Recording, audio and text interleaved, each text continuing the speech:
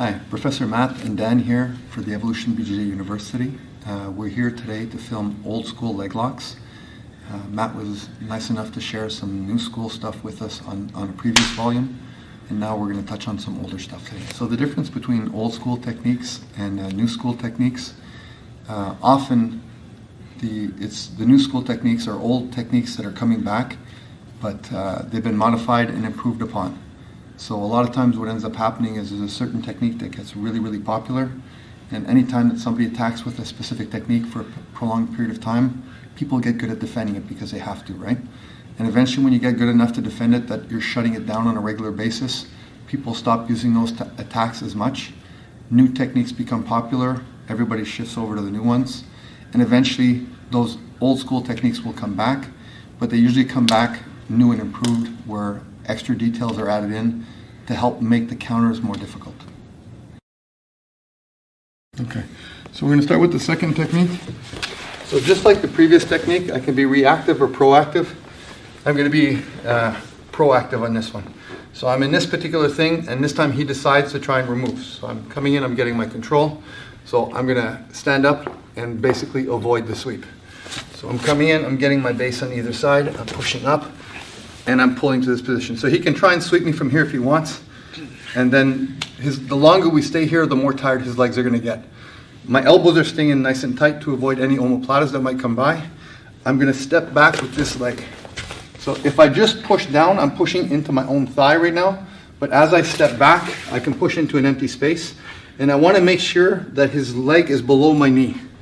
Once his leg is below my knee, I'm going to change the angle a little bit, so that when I sit back, I'm able to come in thread and grab a triangle. My arm is pinched here so that he's not able to escape. Now I want to have access to the foot, so I can reach so that he's not able to kick out.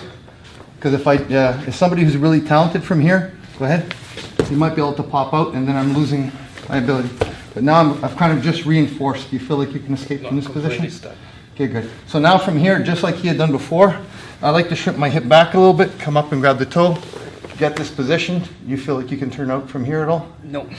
And it's relatively snug. Yes. So I'm just like you had mentioned before, I'm coming back onto it, getting the wrist in here, and then I'd be pulling up as my hips are going in that angle. Good. If I'm being reactive, sometimes if I'm popping up and I wanted to do the first one, and he manages to come here because he's wanting to go a foot on my hip, this sometimes happens.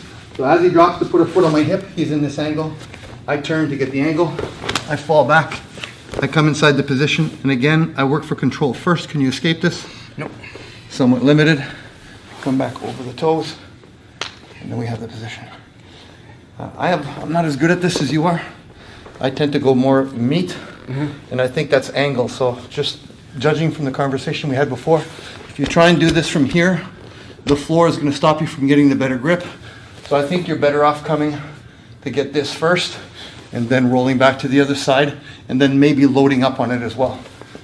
Would you agree? I like to go all the way on it, so now my foot is stuck with your body weight on top of it. And so just from teaching this, we'll add those extra details in. So we're in here like this. If I try and do this from here, I'm going to be getting more meat here. Whereas if I'm here like this, I'm able to come back and get my control, really roll up, and it's actually putting a little bit more weight and pressure on him. So the movement at the end can be a lot smaller, and he'll feel in danger. He'll likely tap before you have to hurt him. Yeah.